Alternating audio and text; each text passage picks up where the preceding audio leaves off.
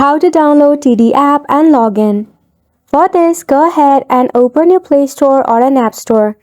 So right here in the search bar, you have to go ahead and search for TD Bank. Now, TD Bank has its own official bank regarding your region. It has for your TD Canada and your TD US. So go ahead and install your designated TD Bank. It is very easy to install. Just like any other app, just hit the install button, and once it is installed, go ahead and tap on open. Grant every permission it asks for. Then you have to go ahead and fill out this form. If you have already an account, go ahead and enter your username and your password and tap on remember me. Also, add your biometrics for an easy login. If you do not have an account, tap on sign up, then select your personal account. Now wait for it to load.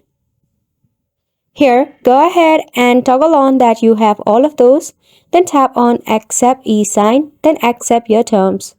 Once you do that, you have to fill out this form regarding your first name, last name, your account information, your SSN. Once you fill out this form, you will get a verification mail, and once you are verified, you'll be able to log in to your TD Bank account. Isn't it simple? So go ahead and give this a try, and thank you so much for watching.